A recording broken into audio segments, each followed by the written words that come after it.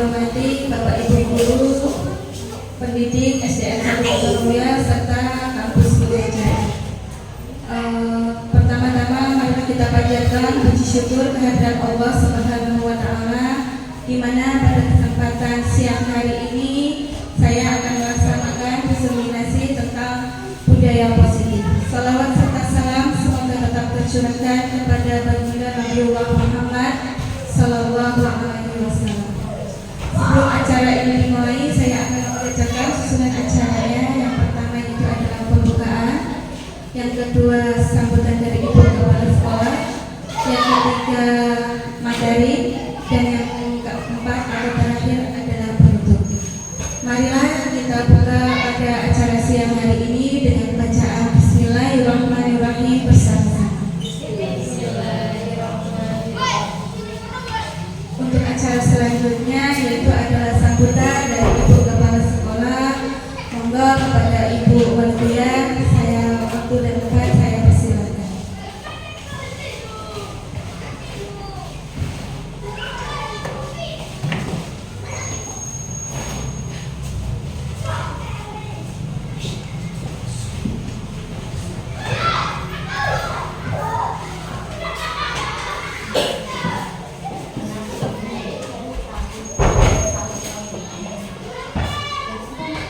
Bismillahirrahmanirrahim. Assalamualaikum warahmatullahi wabarakatuh.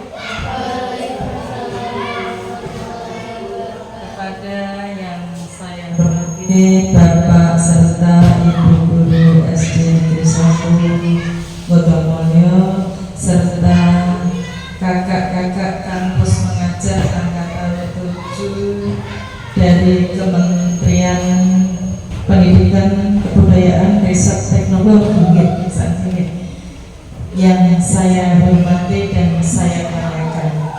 Alhamdulillahirabbil alamin, pada siang hari ini kita bisa berkumpul bersama dalam kegiatan sosialisasi diseminasi budaya positif atau sosialisasi diseminasi aksi nyata modul 1.4 menyebarkan pemahaman dan pengalaman penerapan budaya positif yang nanti akan disampaikan oleh Ibu Luciani SPD CGP Angkatan 10 Kabupaten Kendal. Insya Allah nanti acara berjalan lancar tanpa suatu apapun. Salawat serta salam marilah senantiasa kita sanjungkan kehadiran Nabi Muhammad Sallallahu Alaihi Wasallam yang senantiasa kita nantikan syafaatnya di yaumul kiamat. Bapak Ibu yang saya hormati, melihat judul yang terpampang di dalam PPT yang disampaikan oleh Ibu Luciani ini menarik sekali bagi kita dan merupakan tugas pokok termasuk tugas inti dari kita selaku pendidik dalam menerapkan disiplin kepada anak didik, di mana proses pendidikan pada dasarnya adalah pembentukan karakter yang utama, bukan hanya mentransfer pengetahuan, bukan hanya menyampaikan ilmu-ilmu yang kita miliki, tapi pada dasarnya yang paling utama adalah pembentukan karakter peserta didik. Dan di sini dalam kegiatan ini penyebaran pemahaman dan pengalaman penerapan budaya positif ini sangat penting bagi kita. Di mana saya akan menggarisbawahi bahwa yang sering kita dengar dan bahkan saya sendiri sering ketika di dalam rapat-rapat K3S dan rapat-rapat yang lain, yang utama selalu ditekankan penerapan disiplin positif. Ya, ini budaya positif mungkin ya sama dengan disiplin positif. Disiplin positif pada dasarnya adalah kita menerapkan nilai-nilai kepada anak, nilai-nilai karakter yang positif, yang baik, yang dalam hal ini dengan cara lama biasanya penegakan disiplin selalu identik dengan sanksi, dan sanksi itu biasanya itu dalam tanda petik tetap ada, menurut anak itu keras, tetap ada kekerasan. Tetapi untuk di sini di dalam kurikulum Merdeka itu disiplin positif kita terapkan dengan melihat atau dengan mengingat bahwa anak tetap mempunyai kemerdekaan dalam melakukan kegiatannya.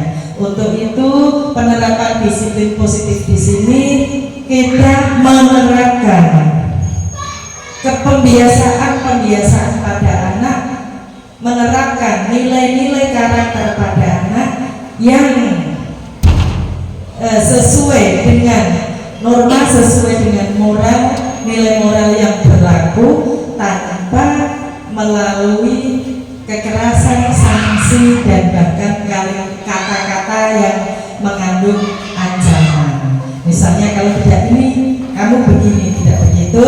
Tetapi kita menyadarkan sendiri kepada peserta didik bahwa nilai tersebut harus kita laksanakan dengan sukarela karena bermanfaat bagi kita. Pada intinya seperti itu.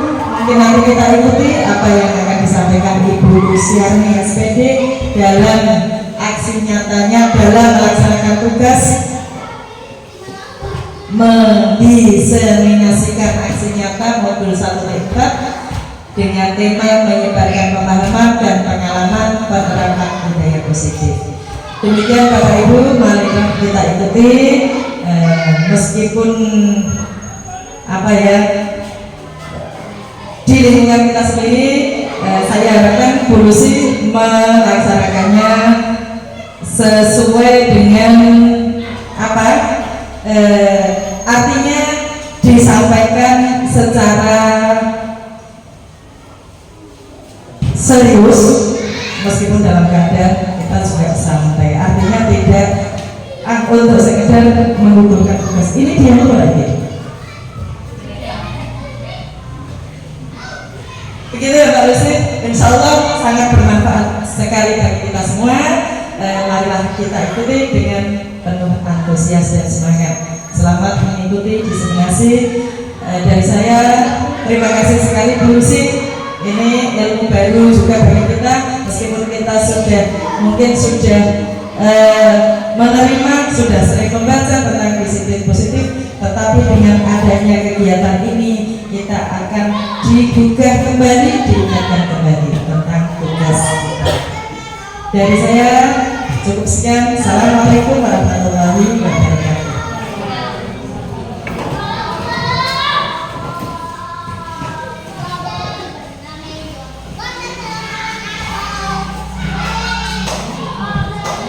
Sebelum saya akan mulai, yang pertama di sini kita akan belajar bersama, bukan saya menggurui. Kita akan berdiskusi bersama tentang apa itu budaya positif yang dapat kita lakukan di sekolah kita. Nah, kebetulan untuk SD kita mungkin sudah sering Bapak Ibu guru laksanakan disiplin positif di kelasnya masing-masing. Untuk itu saya langsung saja. Kutipan dari Raja Dewantara, yaitu tentang di mana ada kemerdekaan, disitulah harus ada disiplin yang kuat. Jadi kita harus menanamkan disiplin sekuat-kuatnya untuk anak didik kita.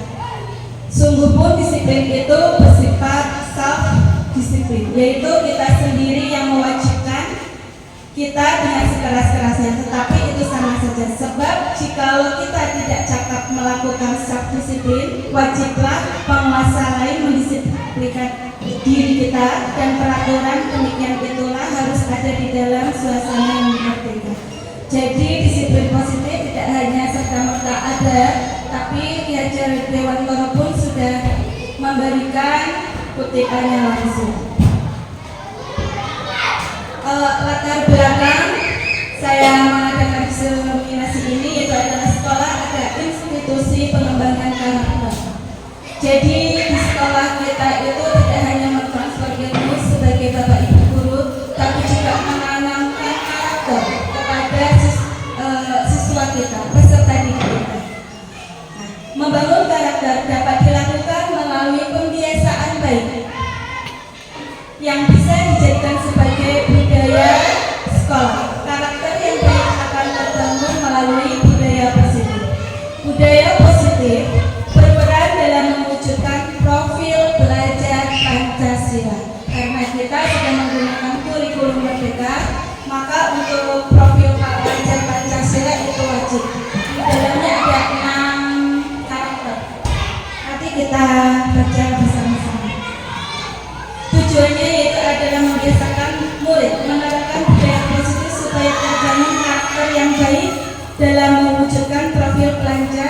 Pancasila.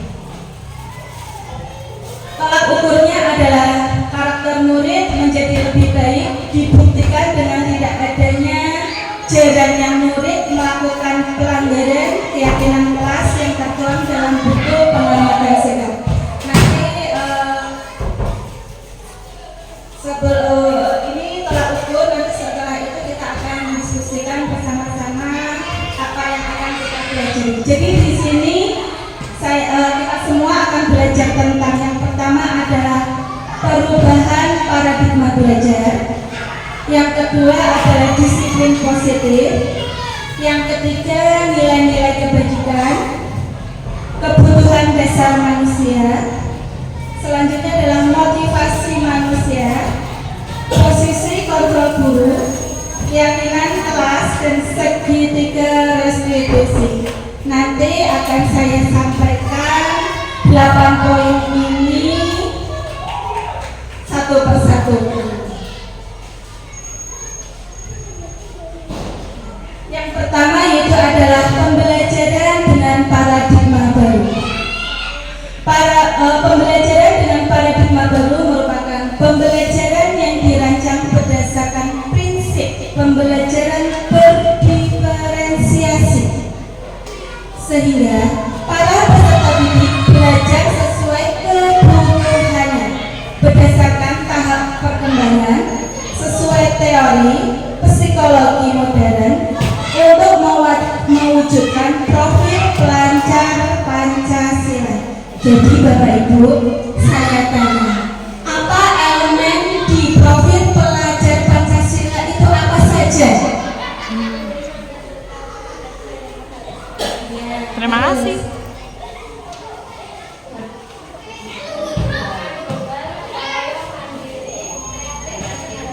Iya, betul sekali. Elemennya ada enam, Bapak Ibu.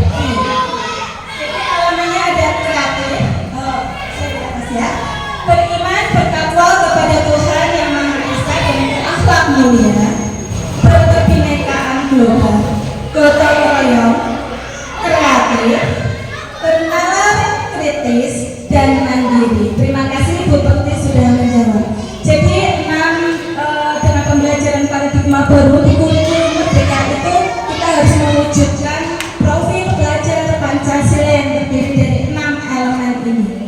Jadi bagaimana kita mewujudkan? Tentunya harus kita tunjukkan sikap-sikap atau nilai-nilai yang tertuang pada 6 elemen tersebut kepada peserta didik kita ketika kita sedang mengajar atau mentransfer ilmu kepada mereka. Miskonsepsi tentang teori kontrol. Jadi ini kenapa ada 2 orang belakang memegang kunci. Nah, jadi anak-anak itu merupakan kodrat yang masih perlu kita tanamkan, segala tindakan, segala nilai yang harus kita berikan kepada mereka sehingga mereka mampu menjadi pribadi yang lebih baik. Jadi seorang guru itu adalah sebagai harus bisa mengontrol muridnya. Jadi tidak hanya sekedar mengajar, tapi kita harus mampu mengontrol siswanya. Dengan cara seperti apa? Kalau kita memiliki siswa yang bermacam-macam karakter, tentunya Bapak Ibu itu memperlakukannya sama atau tidak? Sama atau tidak? Berbeda, betul sekali. Setiap individu itu memiliki karakter berbeda-beda, tidak sama. Untuk itu kita harus melakukan siswanya pun juga berbeda-beda. Itu berhubungan dengan pembelajaran berdiferensiasi, memberikan materi kepada siswa sesuai kebutuhannya. Jadi tidak bisa disamakan. Jadi sesuai kebutuhannya. Dan tentunya kalau misalkan ini adalah terkontrol, jadi untuk anak dewasa dan anak-anak tentunya berbeda. Karena kita mengajar di SD itu berarti yang kita hadapi yaitu anak-anak dari umur 6 sampai 13 tahun. Jadi disesuaikan kebutuhan. Ini ada mengubah paradigma stimulus respon, penempatan teori kontrol. Jadi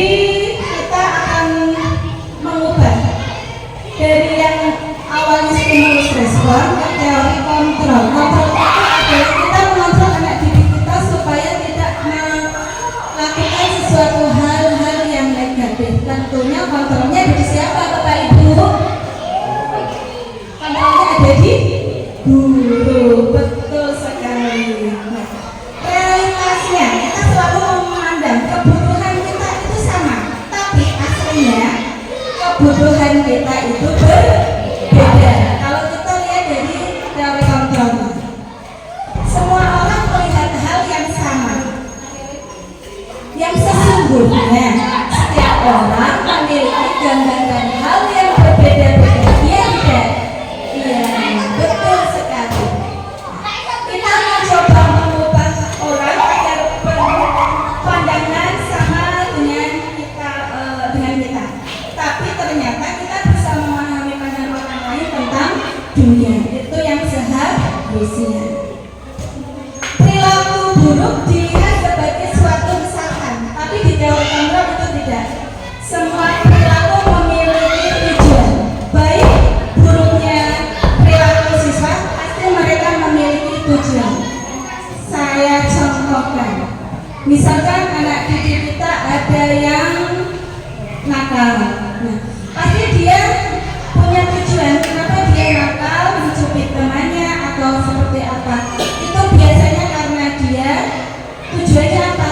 Ternyata bensinnya telah dia ambil, makanya dia dengan cara membalasnya memukul karena temannya mengambilnya dengan paksa. Jadi dia melakukannya dengan emosi. Orang lain bisa mengontrol saya, hanya Anda yang bisa mengontrol diri sendiri. Iya betul. Bukan jadi yang mengontrol itu siapa? Diri Anda sendiri atau dari orang lain? Diri sendiri. Karena yang bisa merubah itu diri kita sendiri. Jadi yang pegang kontrol itu ya diri kita sendiri, bukan orang lain. Kalau kita masih dikontrol orang lain oleh orang lain, berarti kita belum bisa menerapkan teori kontrol itu sendiri. Karena apa? Kita belum percaya diri dengan apa yang kita usahakan. Seperti itu. Saya bisa mengontrol orang lain, Anda tidak bisa mengontrol orang lain. Makanya kita tidak boleh memaksakan orang lain. Ketika kita memiliki kehendak A, orang lain harus A, tidak bisa. Ya. Jadi kita juga tidak bisa mengontrol orang lain dengan apa yang sesuai kehendak kita. Pemaksaan ada pada saat bujukan gagal. Kolaborasi dan konsensus menciptakan pilihan-pilihan. Jadi ketika semuanya itu sudah kita lakukan, juga kita perlu adanya kolaborasi. Kolaborasi itu apa Bapak Ibu? Iya, kerjasama. Jadi kita bisa dalam institusi kita tidak boleh bekerja sendiri karena memang kita tim. Jadi segala sesuatunya harus berkolaborasi atau bekerja sama. Model berpikir menang atau kalah. Model berpikir, jadi kita tidak boleh berpikir menang kalah. Kita harus optimis, berarti positif, menang dan menang. Ya tidak ada menang dan kalah. Ini hanya menang dan menang. Nah, jadi pikirannya kalau kita melakukan sesuatu itu jangan bisa dan tidak bisa. Pasti bisa. Seperti itu ya Bapak Ibu. Nah, ini adalah budaya positif.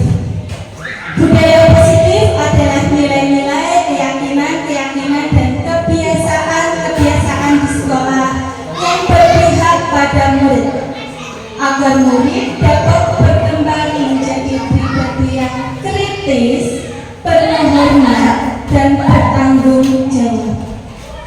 Jadi pribadi yang kritis itu adalah menciptakan generasi yang mampu berpikir atau bersaing dengan bijak, hormat, tidak menghilangkan rasa hormatnya kepada temannya, kepada gurunya, ataupun kepada pimpinan sekolah, dan juga bertanggung jawab. Jadi budaya positif itu tujuannya adalah menciptakan generasi yang pribadi, berpikir kritis, penuh hormat, dan bertanggung jawab.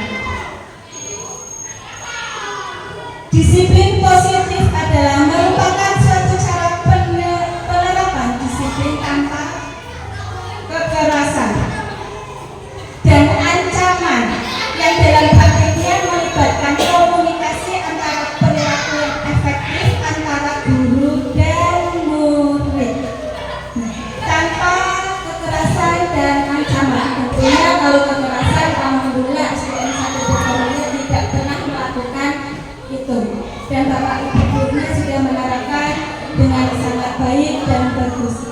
juga ancaman, karena memang anak itu tidak boleh kita ancam. Nanti anak akan takut dengan ancaman yang kita lakukan. Dan yang kedua adalah dalam penerapan disiplin positif, murid diajarkan untuk memahami konsekuensi dari perilaku mereka. Jadi ketika anak berperilaku negatif, anak itu memahami konsekuensinya, akibatnya itu apa. Kalau mereka melakukan segala sesuatu hal, berarti mereka harus memahami akibat yang mereka kerjakan itu apa. Disiplin positif mengajarkan murid tanggung jawab serta rasa hormat. Murid tanggung jawab dengan diri mereka sendiri dan rasa hormat kepada orang lain. Berinteraksi dengan lingkungannya. Siswa mampu berinteraksi. Jadi jika ada siswa kita yang introvert, kalau bisa dikatakan introvert, itu tidak suka bergaul dengan lingkungannya, bagaimanapun caranya kita harus membujuk anak tersebut supaya mampu beradaptasi, berinteraksi dengan lingkungan sekolahnya. Jadi Bapak Ibu, saya mohon jangan dibiarkan saja karena nanti akhirnya tidak baik untuk kedepannya. Disiplin positif merupakan salah satu cara penerapan disiplin yang bertujuan untuk menumbuhkan kesadaran serta berdayakan murid untuk melakukan suatu tanpa sogokan, ancaman maupun hukuman. Jadi kita boleh menyebabkan anak didik kita.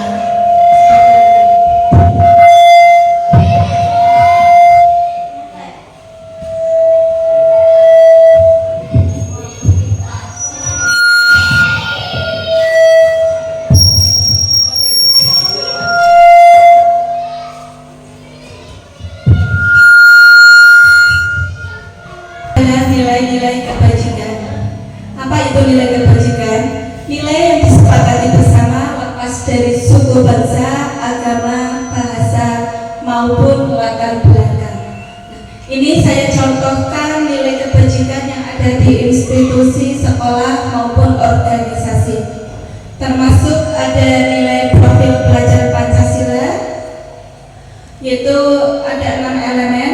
Mungkin Bapak Ibu bisa membacanya, yaitu beriman bertakwa kepada Tuhan Yang Maha Esa, berakhlak mulia, mandiri, gotong royong, kebinekaan global, dan penanganan krisis kreatif.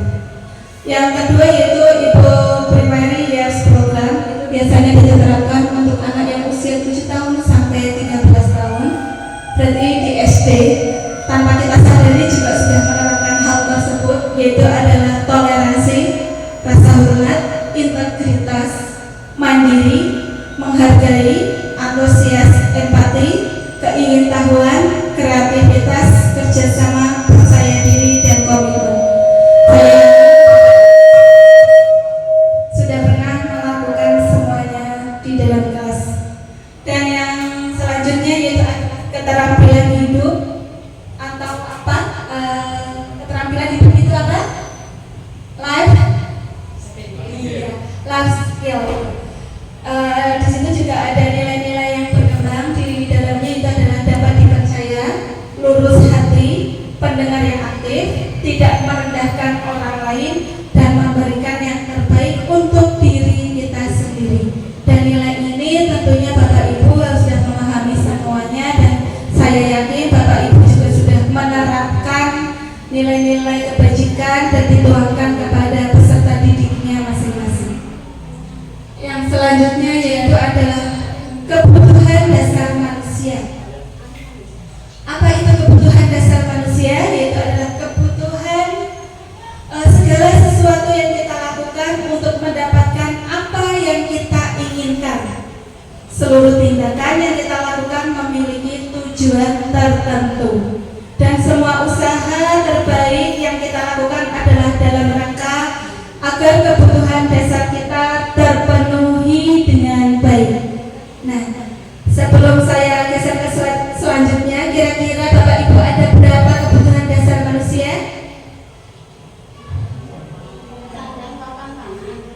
Ayo, ada berapa? Sandang, papan,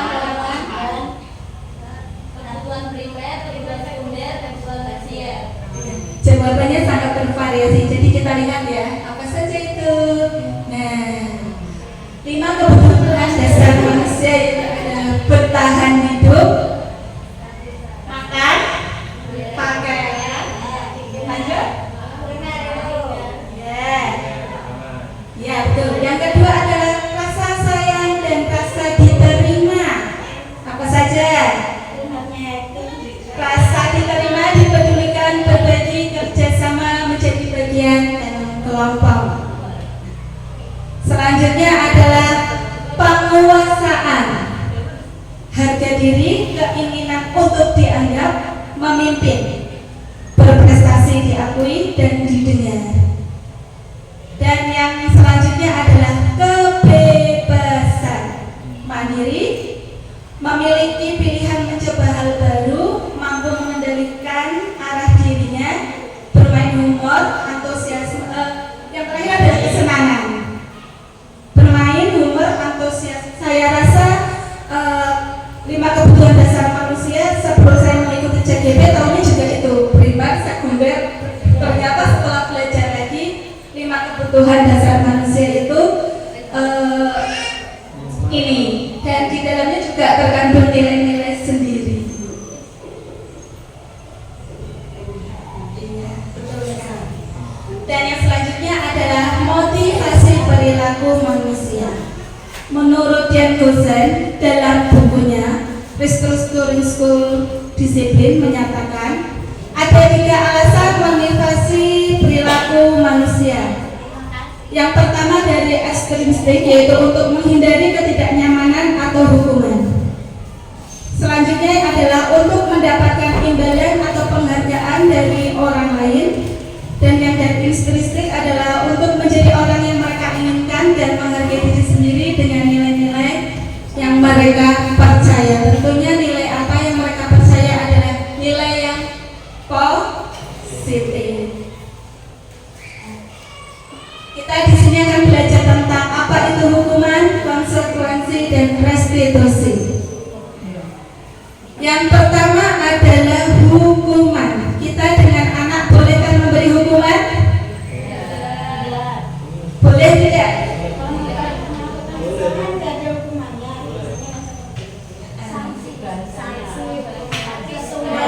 Jadi seperti ini ya Bapak Ibu. Di segi pendidikan, hukuman apapun itu tidak diperbolehkan. Ya, tapi bahasanya bukan hukuman ya Bapak Ibu. Jadi kita lebih ke karena hukuman itu, jadi dia tidak terencana karena tiba-tiba anak tidak mengerjakan PR, kita kasih hukuman lari muter itu tidak boleh.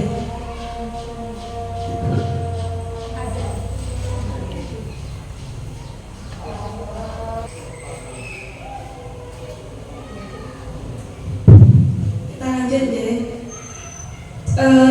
Kalau hukuman itu berupa fisik atau psikis, jadi anak suruh push up, suruh intinya yang berhubungan dengan fisik dan psikis itu sudah tidak diperbolehkan karena nantinya akan anak mentalnya akan terganggu dan tentunya untuk psikisnya juga anak akan terganggu. Ketika kita membentak anak, pasti anak sekali bentakan ingatnya bertahun-tahun. Saya dulu waktu SD pernah dibentak ibu guru. Walaupun kita hanya membentak sebentar, tapi efeknya jangka panjang. Konsekuensi di sini adalah terencana, disepakati.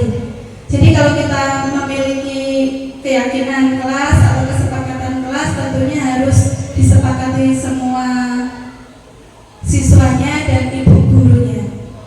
Dan murid tetap dibuat tidak nyaman. Jadi dengan kesalahan mereka jadi memiliki imbas tetap tidak nyaman. Dengan mereka melakukan hal yang negatif, anak pasti akan merasa tidak nyaman. Jadi harus kita kasih konsekuensi. Nah, jadi sikap guru harus selalu memonitor murid. Jangan setelah selesai diberikan solusi, anaknya dibiarkan begitu saja. Tetap kita pantau. Memang tugasnya guru memantau anak-anak kita sampai pembelajaran selesai, jadi Bapak Ibu. Jadi di dalam kelas terkadang terpantau masih ada yang bertengkar.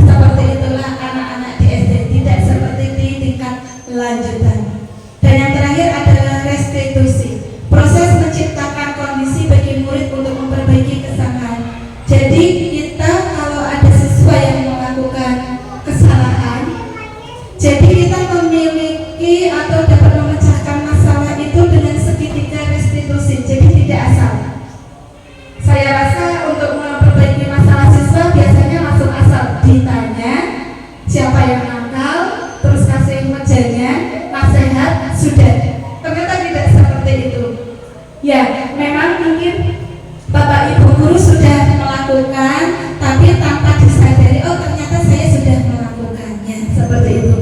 Proses kolaboratif yang mengajarkan murid untuk mencari solusinya sendiri.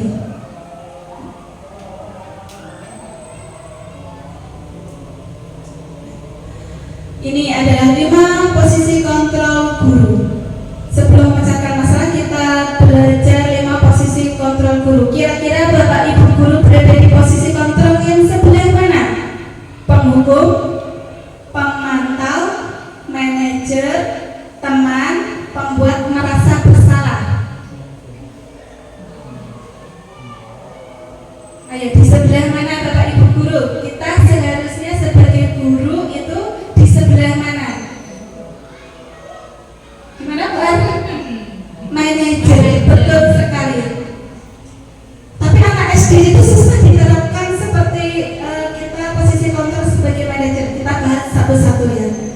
Nah, posisi kontrol guru itu adalah pendekatan yang digunakan oleh mereka dalam mengelola perilaku dan disiplin di kelas. Setiap posisi akan memberikan dampak yang signifikan pada proses pembelajaran dan perkembangan siswa. Ketika ada anak yang memiliki masalah, harusnya kita harus seperti apa? Nah, posisi kita itu guru apakah sebagai penghukum? Boleh tidak? Penghukum. Saya contohkan. Nada suara tinggi, bahasa tubuh, mata melotot. Nah, betul sekali Bu Alif. Dan jadi menunjuk-nunjuk, menghardik dengan bahasa kasar.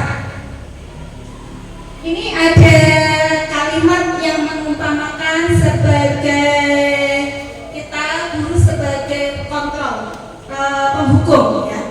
Terlambat lagi, pasti terlambat lagi. Selalu datang terlambat. Kapan bisa datang tepat waktu. Nah, anak sudah dimarahi seperti itu. Kalimatnya itu adalah kalimat penghukum. Nah, sekarang tanyakan kepada diri Anda, bagaimana perasaan murid bila guru berbicara seperti itu? Nah, ketika muridnya datang terlambat, masuk kelas, tumpik-tumpik langsung dimarahi. Nadanya tinggi, matanya melotot. Anaknya belum masuk kelas sudah takut duluan. Ya. Nah, hasilnya apa? Ketika kita menjadi teori jadi pengontrol penghukum, kemungkinan murid marah dan dendam atau bersifat agresif. Nah, gurunya marah-marah terus di dalam kelas, tentunya siswanya akan lebih agresif, lebih mendendam. Bisa jadi sesudah kembali duduk, murid tersebut akan mencoret-coret bukunya atau meja tulisnya untuk meluapkan emosinya setelah dimarah-marahi Bapak Ibu gurunya karena terlambat. Jadi paling tidak kita singkirkan untuk menjadi penghukum, jadi Bapak Ibu. Nah, selanjutnya adalah membuat merasa bersalah. Nada suara memelas, halus, sedih, bahasa tubuh merapat pada anak lesu. Ani, kamu ini bagaimana ya? Kamu sudah berjanji dengan ibu tidak terlambat lagi. Kamu kenapa ya senang sekali mengecewakan ibu? Ibu benar-benar kecewa sekali. Bagaimana perasaan siswanya ditegur seperti itu? Murid akan menjadi merasa bersalah. Bersalah telah mengecewakan Bapak Ibu gurunya. Apa ini boleh kita lakukan dengan murid? Sesekali boleh Bapak Ibu guru.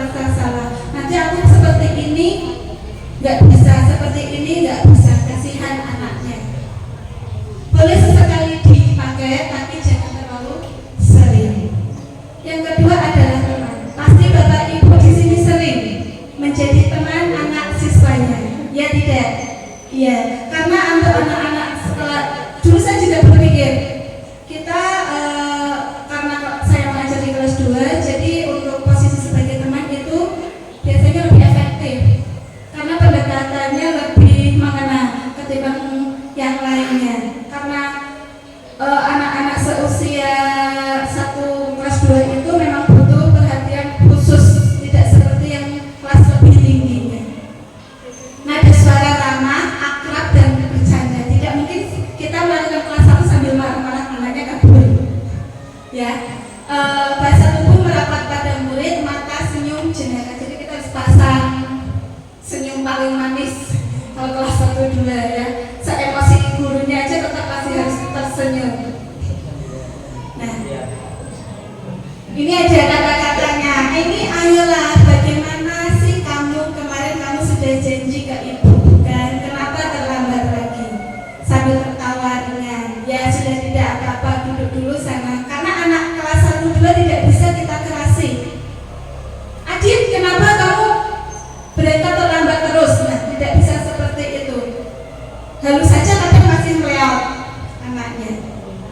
Nah, hasilnya murid akan merasa senang dan akrab dengan gurunya. Boleh nggak ini dipakai terus atau terlalu sering? Boleh tidak? Tidak boleh. Iya, karena nanti kalau kita gunakan ini terus anaknya jadi tidak punya batasan dengan kita seperti itu ya. Jadi ini tidak diperbolehkan untuk menggunakan ini. Jadi kita sesuai kebutuhannya saja. Anaknya seperti apa, kita harus memposisikan seperti apa. Pemantau. Murid memahami konsekuensi yang harus dijalankan karena telah melanggar salah satu peraturan sekolah. Guru tidak menunjukkan suatu emosi yang berlebihan, menjadi marah atau membuat merasa berbuat bersalah. Murid tetap dibuat tidak nyaman, yaitu dengan harus tinggal kelas pada waktu jam istirahat dan mengerjakan tugas. Guru tetap harus memantau murid pada saat mengerjakan tugas di jam istirahat karena murid tidak bisa ditinggal seorang diri. Nah, ini kita sudah agak pas ya. Kalau menjadi pemantau, memang Bapak Ibu guru selalu memantau siswanya. Ketika melakukan kesalahan tetap dipantau, diberi nasihat. Dan yang paling efektif yaitu adalah kita harus memposisikan sebagai manajer. Kemarin tuh ada salah satu teman CGP bertanya, Bu, kalau di SD itu di manajer nggak bisa karena pendekatannya menggunakan teman, tapi untuk kebutuhan yang lainnya menggunakan posisi kontrol sebagai manajer. Suara guru sebaiknya tulus, tidak perlu marah, tidak perlu meninggikan suara, apalagi menunjuk-nunjuk jari ke siswa, berkaca pinggang atau bersikap seolah-olah menyesal, tampak sedih sekali akan perbuatan murid atau bersenda gurau menempatkan diri sebagai teman murid. Jadi manajer ini konsepnya itu tidak seperti teman, penghukum, tapi kita netral. Dan bisa dilakukan untuk kelas 1 sampai 6. Jadi netral. Kelas 1 ya seperti itu, kelas 2 ya seperti itu, dan kelas lanjutannya juga sama. Jadi untuk posisi guru itu yang seharusnya kita lakukan yaitu adalah manajer, tapi di lapangan belum tentu. Intinya sesuai kebutuhan Bapak Ibu guru saja. Nah, ini saya ada pertanyaan. Di posisi ini ada nanti ditebak posisi apa? Penghukum, kontrol, penghukum, teman, merasa bersalah, atau manajer atau pemantau. Kamu tidak pernah benar melakukannya. Nah, itu kalimat atau kata-kata untuk posisi kontrol apa Bapak Ibu? Iya betul, penghukum. Kamu tidak pernah benar melakukannya. Kata-katanya sudah mencerminkan seperti itu. Nah, yang benar, saya kecewa sekali dengan kamu. Iya, merasa bersalah ya. Ternyata masih pada ingat ya Bapak Ibu. Jadi, selanjutnya, apa rencanamu untuk menyelesaikan masalah ini? Rencanamu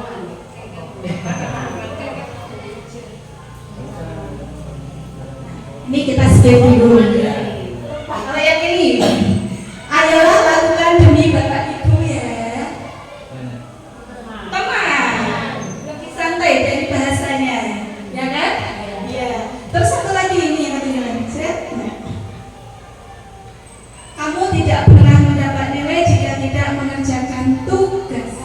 Yang ini sama yang ini. Nanti masih PR. Manajer. Yang ini pemantau. Nah, iya. Kalau pemantau itu intinya adalah kita dapat menyelesaikan masalah dan anaknya dibikin bisa apa sih yang harus bisa dia lakukan untuk masalahnya dia seperti apa. Iya. Kalau pemantau itu lebih ke memantau saja. Nah, sekarang kita belajar keyakinan kelas. Bapak Ibu sudah ada keyakinan kelas yang ditempel di kelas-kelas?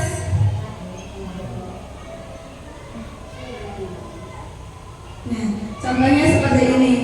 Keyakinan atau kesepakatan kelas. Kenapa sih keyakinan kelas? Bukan peraturan kelas. Itu kenapa? Jadi bahasanya sudah berbeda. Nah, kenapa keyakinan kelas? Karena keyakinan kelas itu bersifat lebih abstrak daripada peraturan yang lebih rinci dan konkret. Jadi peraturan bahasanya sudah berbeda dengan keyakinan kelas. Keyakinan kelas berupa pernyataan universal. Pernyataan keyakinan kelas senantiasa dibuat dalam bentuk positif. Keyakinan kelas hendaknya tidak terlalu banyak sehingga mudah diingat dan dipahami oleh semua warga kelas. Keyakinan kelas sebaiknya sesuatu yang dapat diterapkan di lingkungan tersebut. Kalau kita mengajar di kelas berarti di lingkungan kelas. Kalau lingkupnya lebih luas lagi, lingkungan sekolah. Walaupun sekolahan sudah memiliki peraturan. Nah, semua warga kelas hendaknya ikut berkontribusi dalam pembuatan keyakinan kelas lewat kegiatan curah pendapat, bersedia meninjau kembali keyakinan kelas dari waktu ke waktu. Jadi kita ada ketika membuat keyakinan kelas itu ada prosesnya. Dibuat dengan pernyataan universal, pernyataan positif, tentunya sedikit saja biar mudah diingat. Contohnya ini ada tepat waktu masuk dan keluar kelas. Terus semua warga sekolah itu ketika membuat keyakinan kelas dilibatkan. Jadi bukan hanya 1, 2, 3 dan gurunya, tapi semua kelas dilibatkan. Anak-anak, mari kita membuat keyakinan kelas. Apa saja yang disepakati kelasnya itu sendiri. Jadi berbeda ya dengan kelas lainnya, antara satu dan yang lainnya itu berbeda. Karena yang menyepakati gurunya dan anak-anaknya. Ini adalah kesepakatan kelas yang sudah saya coba buat untuk diterapkan di kelas 2. Selanjutnya yaitu adalah kita belajar tentang segitiga restitusi. Suatu proses dialog yang dijalankan oleh guru agar dapat menghasilkan murid yang mandiri dan tanggung jawab. Jadi kita sebagai guru ketika murid memiliki masalah, kita harus menyelesaikannya. Tidak harus, paling tidak menyelesaikannya sesuai dengan segitiga restitusi ini. Nah, saya yakin Bapak Ibu semuanya sudah pernah menerapkan semuanya kepada anak didiknya masing-masing di kelas. Yang pertama itu adalah menstabilkan identitas. Berdasarkan prinsip pembuat kesalahan adalah bagian dari proses pembelajaran. Jadi anak membuat kesalahan itu tidak masalah di dalam sekolah. Ya Bapak Ibu guru. Kan nantinya kan kita benahi, betul tidak? Iya. Jadi semata-mata anak itu tidak akan berbuat benar terus, pasti mereka tetap melakukan kesalahan dan tentunya akan kita benahi kesalahannya.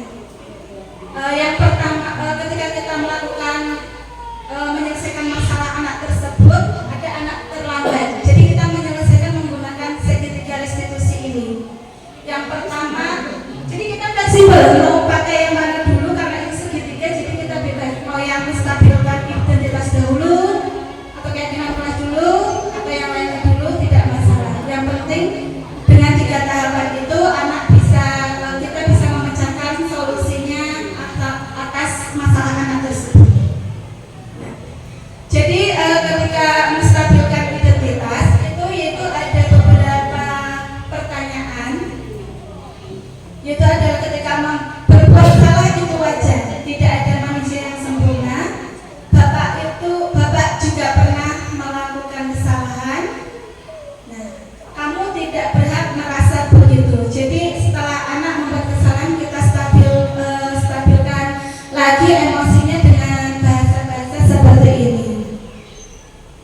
Misalkan Kiara datang terlambat sekolah, jadi di akhir setelah kita menemukan solusi, kita beri arahan kepada mereka bahwa mereka itu bukan salah satunya anak-anak yang pernah melakukan kesalahan. Biar anak itu nantinya ada kekuatan atau keyakinan untuk melakukan hal-hal positif yang lainnya, tidak melakukan hal-hal yang negatif lagi. Jadi seperti itu. Ya, betul sekali. Semangat Kakak Fauzia. Motivasi. Validasi tindakan yang salah. Ketika anak memiliki kesalahan, kita juga harus memberi pengertian kepada anak bahwa tindakan itu juga salah dan tidak, atau kalau bisa jangan mengulanginya lagi. Nah, dengan pertanyaan-pertanyaan seperti ini, validasi tindakan yang salah. Kenapa kamu berangkat sekolah terlambat? Apa alasannya?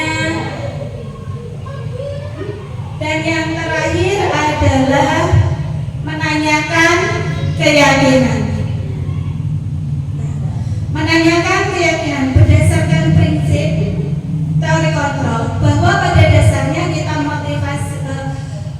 kita termotivasi secara intrinsik itu di dalam diri kita sendiri, ya, bukan dari luar. Intinya kita guru, bapak ibu guru yang menyemangati, selain dari luar juga ada di dalam. Jadi menanyakan keyakinan, kesalahan apa yang telah sudah dibuat sesuai dengan peraturan kelas. Jadi seperti itu bapak ibu guru, untuk menyelesaikan masalah ada beberapa tiga tahapan. Saya yakin sekali bapak ibu guru sudah pernah ada yang melakukannya, karena memang tugasnya guru seperti itu. Dan saya harap ada yang maju satu guru untuk menceritakan bagaimana pernah melakukan pemecahan masalah kepada peserta didiknya di kelas. Jadi berbagi pengalaman kepada kita. Silahkan. Ayo, Bu Bekti bisa maju. Mungkin pernah mendapatkan siswa yang seperti apa dan caranya seperti apa. Monggo Bu Bekti. Berbagi pengalaman. Jadi di sini kita bertukar pikiran bersama-sama.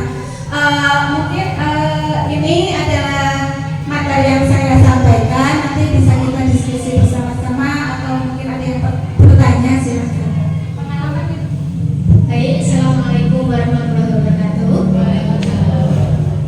Terima kasih kesempatannya. Di sini saya akan membagikan suatu pengalaman. Kebetulan saya itu wali di kelas 4, di mana di kelas saya itu telah terjadi bullying kepada salah satu siswa saya. Di situ siswa saya bernama Rafa. Nah, dia telah dibully oleh teman-temannya, dan kebetulan anaknya itu merasa kurang percaya diri, jadi tidak mau atau minder untuk ke sekolah lagi seperti itu. Nah, cara saya untuk mengatasinya, yang pertama itu saya melakukan pendekatan terhadap anak.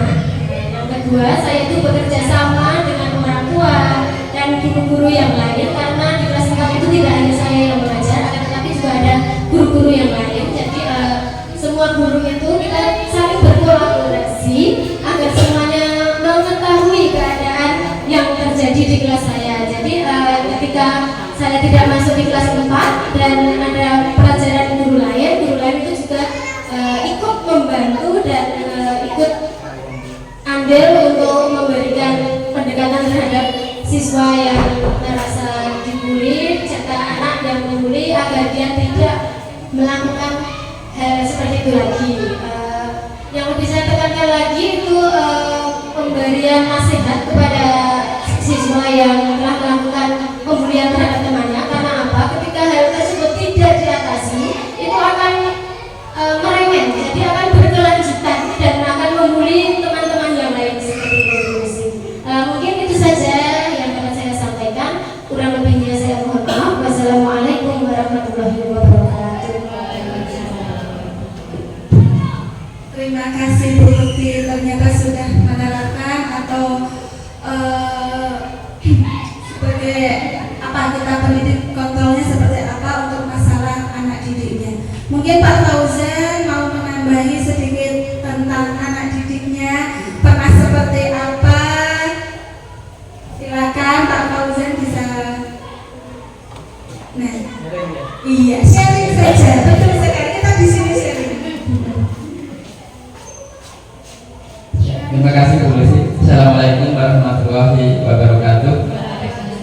Dari materi Bu Lucy yang tadi disampaikan ini, saya jadi ingat barusan saja itu sebelum acara ini ada kejadian dua anak yang berkelahi dari laporan temannya.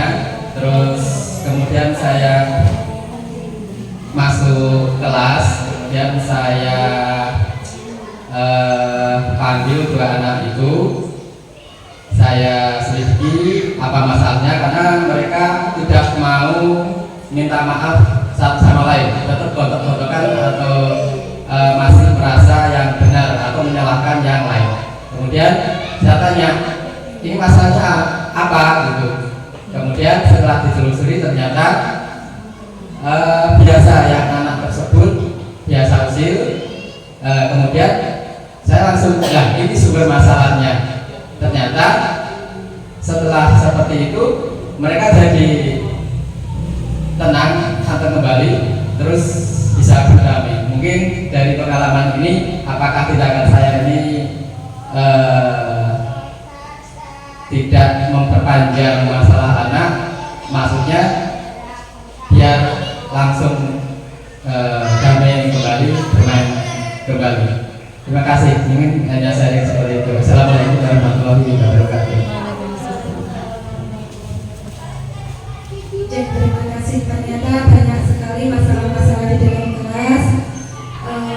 Untuk itu, untuk budaya positifnya, paling tidak kita harus lebih menekankan lagi, tidak hanya sekali, dua kali, tapi harus continue, berkelanjutan. Jadi ketika kita menerapkan nilai-nilai itu, jadi jangan hanya sehari, tapi paling tidak harus dilakukan terus menerus sampai anak itu berhasil jadi dirinya sendiri, jadi yang paling positif. Jadi mereka jadi dirinya sendiri dari segi yang paling positif untuk kedepannya. Jadi untuk budaya positif ini pengaruhnya sangat banyak sekali soalnya untuk anak-anak kita. Kalau kita tidak sedari dini untuk melakukan hal tersebut, nanti kedepannya yaitu adalah kekurangan karakternya minim sekali. Jadi karakter anak memang untuk sekarang ini sudah minim, makanya kita tekankan untuk mereka dapat bertanggung jawab dan memiliki karakter yang baik. Setelah lulus kelas 6 bisa melanjutkan dengan itu pun bisa menjadi kebanggaan setelah mereka lulus karena memiliki karakter yang positif. Nanti kedepannya juga akan melakukan hal-hal yang baik di kelas selanjutnya. Jadi budaya positif itu desi kita kebetulan sudah melaksanakan dengan pembiasaan sholat berjamaah di musola, terus membaca literasi buku di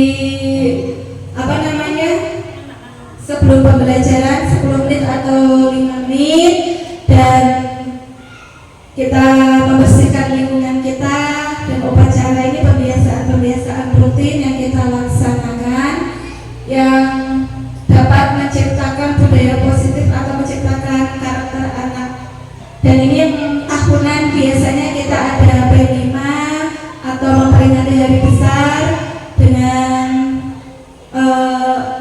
juga hari besar keagamaan juga sudah semuanya alhamdulillah di SMP 1 Botomulyo dilaksanakan. Dan yang pembelajaran yang menyenangkan pasti ini kebetulan saya punya dokumennya saya sendiri, untuk di kelas lainnya saya tidak memiliki dokumen, jadi saya berusaha untuk menciptakan kegiatan pembelajaran yang menyenangkan kepada peserta didik saya di kelas 2 karena mereka gampang sekali jenuh. Untuk itu bagaimana caranya kita kadang otodidak. Kalau guru itu tanpa batas saya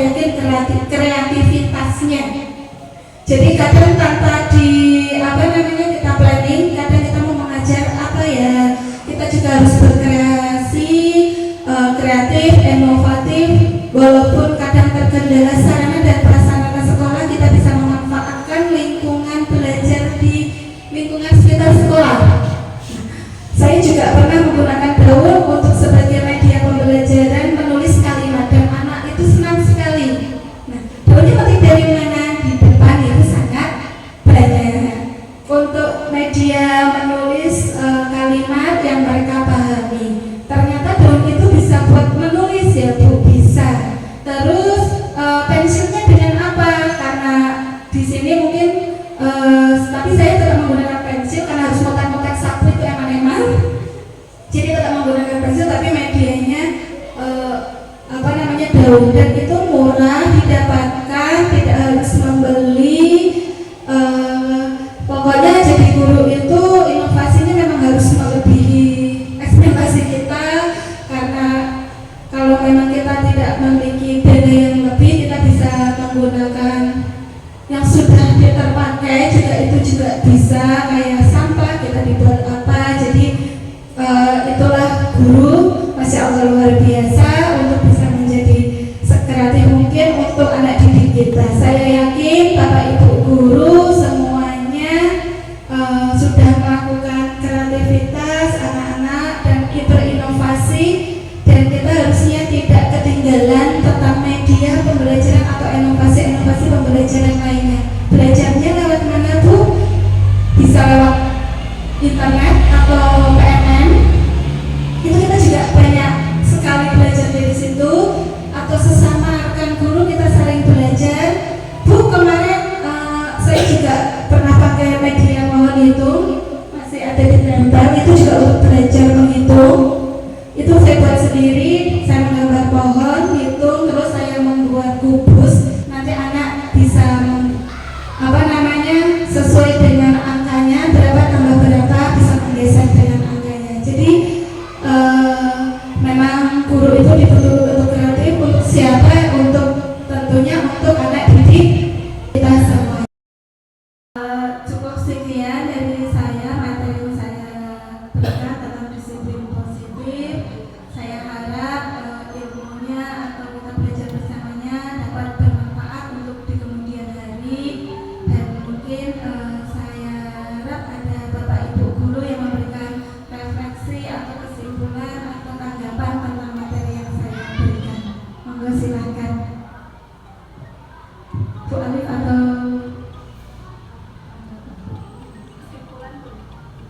refleksi.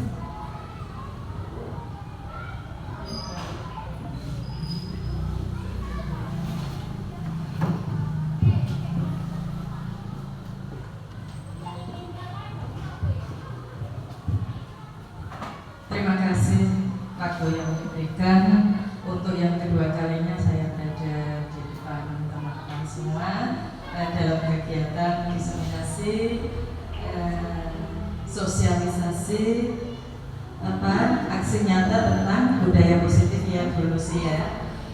Dari paparan materi yang sudah disampaikan Bu Lucy tadi, kita semua ikut menyimak, dan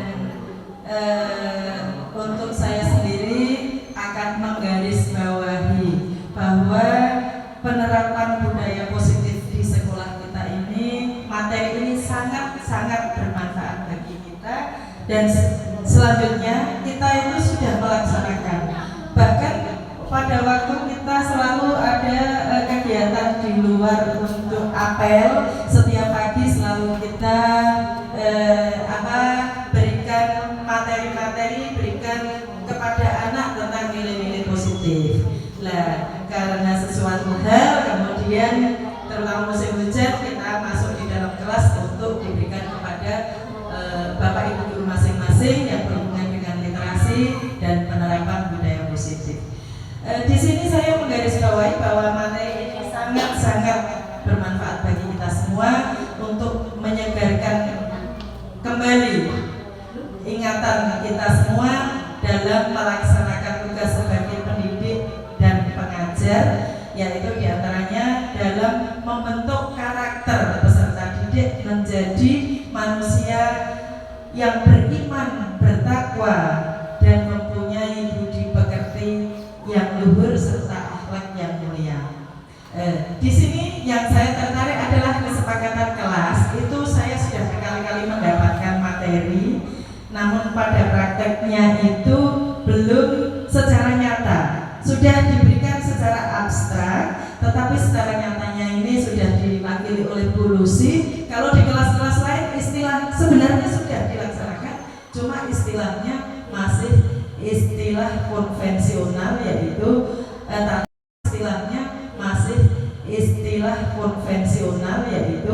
tata tertib kelas. Kan semua ada nggih. Nah, ini tidak lagi tata tertib kelas tapi kesepakatan kelas. Tadi simpulan dari materi diantaranya seperti itu ya.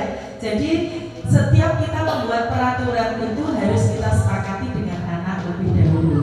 Nah, materi yang kita sepakati yang berasal dari kebiasaan anak dan permasalahan yang ada di kelas setiap harinya. Jadi setiap kelas berbeda-beda. Nah, kelasnya semua kelas berbeda-beda dan tentunya semua unik.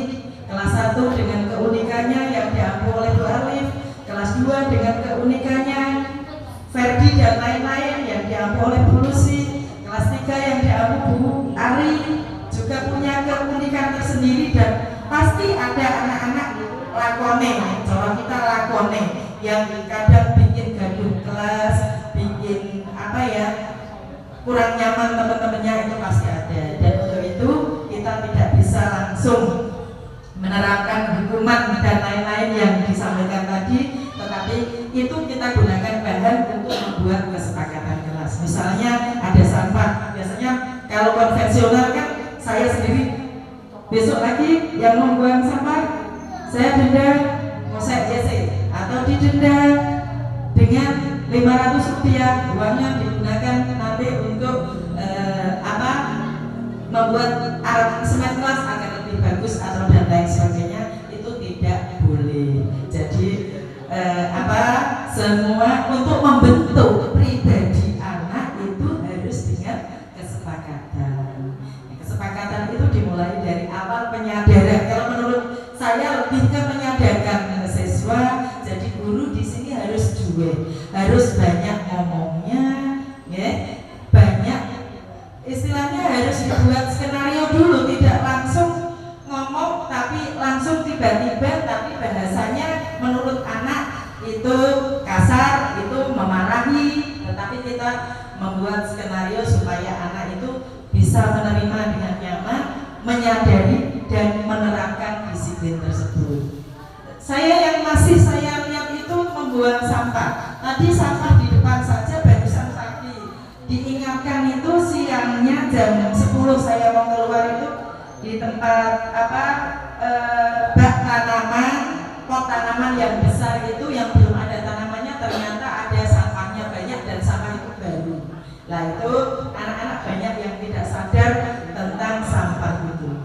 Jadi sebelum materi pelajaran ilmu pengetahuan yang kita sampaikan kepada anak, itu yang pertama penanaman karakter kepada anak setiap pagi harus ditanam. Harus dibuat skenario dulu, tidak langsung ngomong tapi langsung tiba-tiba, tapi bahasanya menurut anak itu kasar, itu memarahi, tetapi kita membuat skenario supaya anak itu bisa menerima dengan nyaman, menyadari dan menerapkan disiplin tersebut. Saya lihat itu membuang sampah. Tadi sampah di depan saja barusan pagi diingatkan itu siangnya jam 10 saya mau keluar itu di tempat bak tanaman, pot tanaman yang besar itu yang belum ada tanamannya, ternyata ada sampahnya banyak dan sampah itu baru. Nah, itu anak-anak banyak yang tidak sadar tentang sampah itu.